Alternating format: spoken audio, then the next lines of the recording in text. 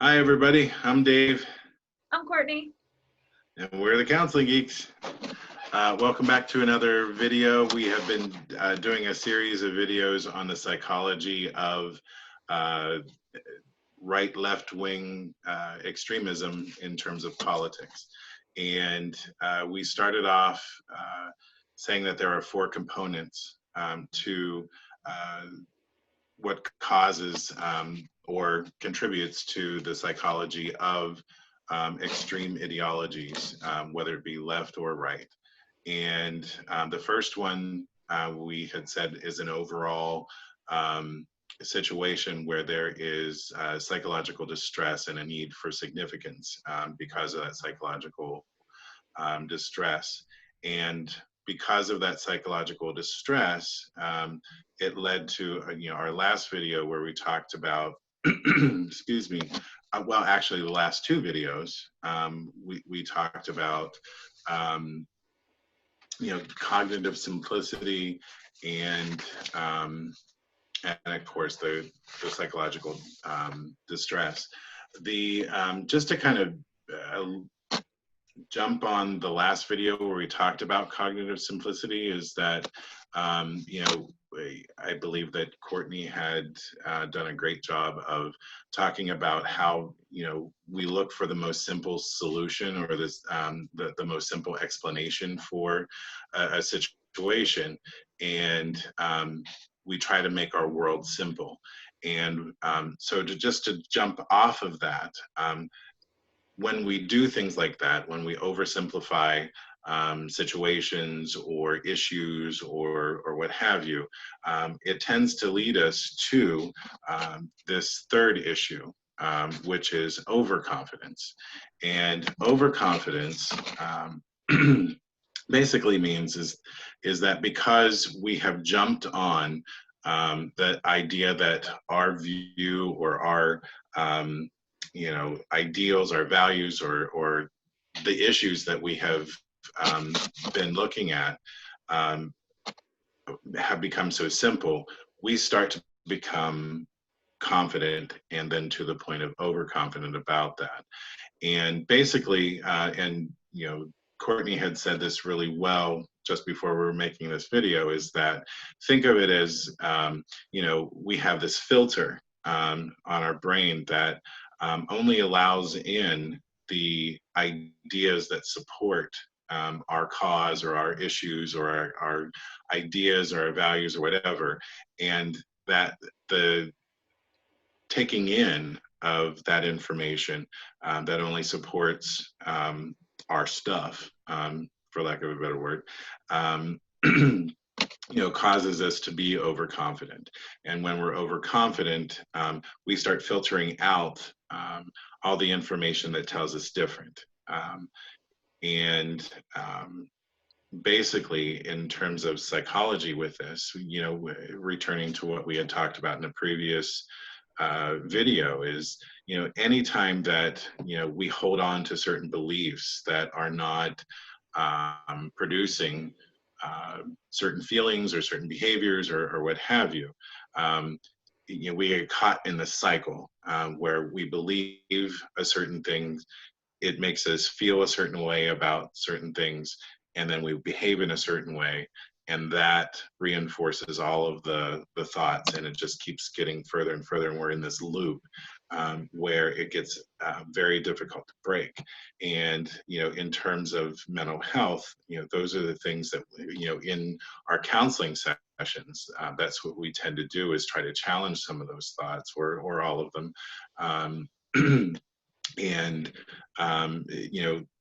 so that somebody can see a different perspective and be able to, at least entertain the idea of other thoughts, so that we can change the way that we feel. In this certain issue, when it comes to politics and all that sort of thing, it's very difficult to get people to challenge the way that they think, and why education, information, constantly a constant barrage of information that gets us to challenge the way that we think, and therefore hopefully have more of an open mind about things. Is there anything you wanted to add to that, Courtney? Yeah, as you were talking about the filter, one of the things that sprang to mind is, as that belief system is getting reinforced, it's also becoming very rigid. So thinking about like when clay hardens, it's not malleable anymore. It's really, really tough to get that to switch, into a different shape. And that's the same thing that could be said for our belief systems. The more it becomes reinforced, the more rigid and unmalleable that belief system is. And again, when we think about social media, this is why you might see some posts or people's thoughts about just some extreme thoughts, and just like, how they think. It's because it's just been reinforced, through life experiences, just, maybe through, getting certain, pieces of information just over and over and over again. And so, it just really becomes very rigid.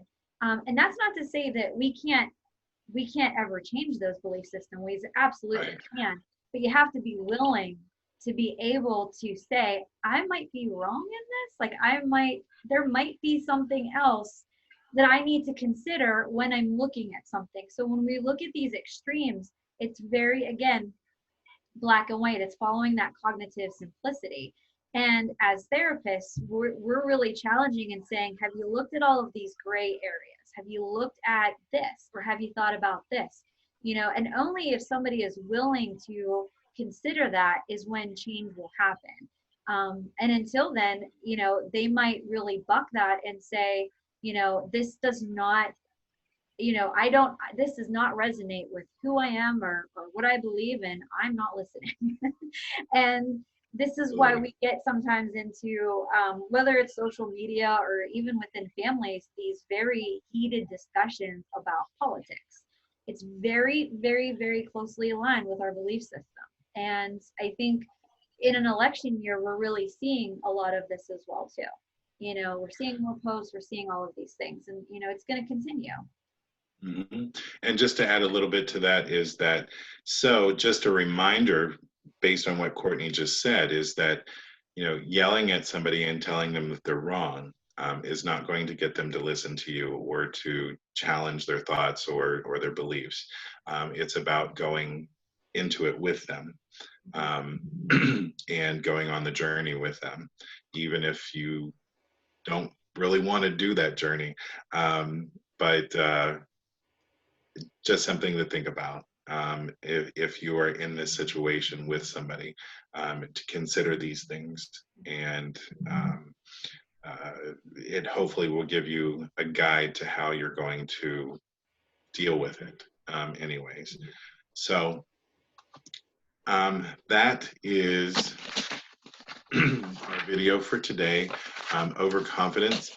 And we are going to do one more, the last issue in this whole thing is intolerance. And we'll do that next for the next video, and then a video after that, we'll just sum it all up. And that will wrap that this part anyway. So thank you everybody for listening. Thank you guys, and we'll see you in the next video.